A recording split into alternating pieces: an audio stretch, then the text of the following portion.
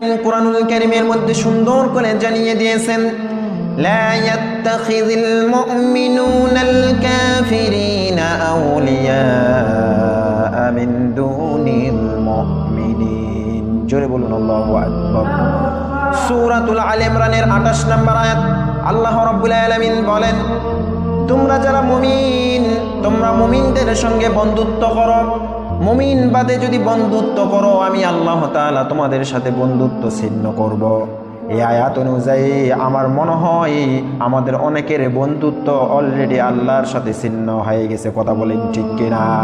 কারণ আমাদের অনেকের বন্ধু বেনামাজির সাথে, আমাদের অনেকের বন্ধু সুদখোরের সাথে, আমাদের অনেকের বন্ধুত্ব ঘুষখোরের সাথে আছে না নাই? কথা বলেন। তাহলে আল্লাহ কি বললেন? মুমিনদের সাথে বন্ধুত্ব করতে হবে। যারা নামাজ পড়ে না তারা কি মুমিন হতে পারে? যারা মিথ্যা কথা বলে, যারা খাদ্যের মধ্যে ভেজাল দেয়, যারা হারাম খায়, তারা কখনো মুমিন হতে পারে না। কথা বলেন ঠিক কিনা? আল্লাহ তাআলা তাহলে বললেন মুমিনদের সঙ্গে বন্ধুত্ব করো। মুমিন বাদে যদি কারো সঙ্গে বন্ধুত্ব করো, আমি আল্লাহ তাআলা তোমাদের সাথে বন্ধুত্ব ছিন্ন করব। তাহলে আমাদেরকে মুমিনদের সাথে বন্ধুত্ব করার দরকার আছে না নাই? কথা বলেন।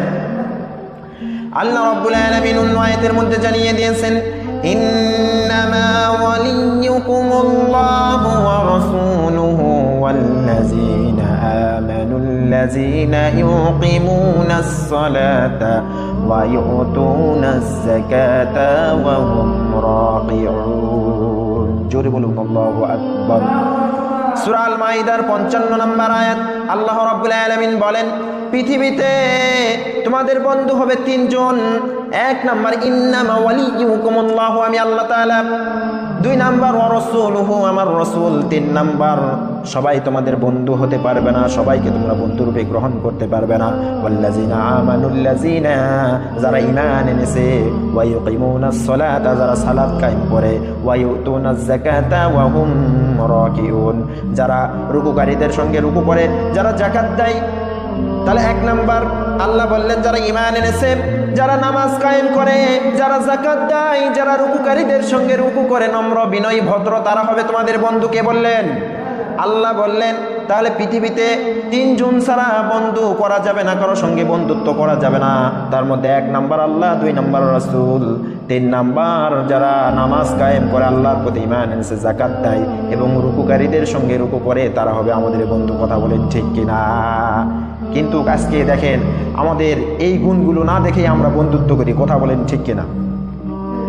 আল্লাহ রাব্বুল আলামিন আরেকটা আয়াতের মধ্যে বলেন, ইয়া আইয়ুহাল্লাযীনা আমানু লা তাত্তাখিযুল ইয়াহুদা ওয়ান নাসারা আউলিয়া বা'দুহুম বা'দ ওয়া মান ইয়াতাওয়াল্লাহুম মিনকুম ফাইন্নাহু মিনহুম।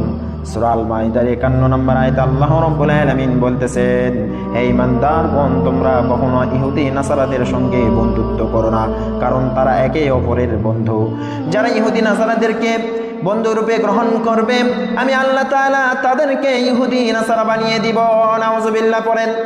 তাহলে ইহুদি নাসারাদের সঙ্গে বন্ধুত্ব করা যাবে? কার সঙ্গে বন্ধুত্ব করতে হবে? আল্লাহ কি বললেন? মুমিনদের সঙ্গে বন্ধুত্ব করার দরকার আছে না নাই?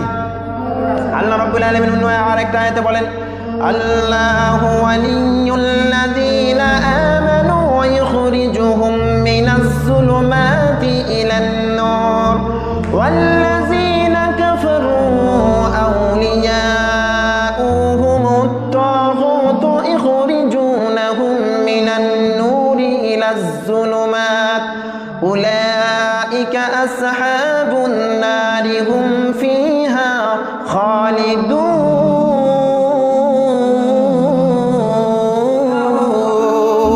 জোরে বলুন আল্লাহু আকবার।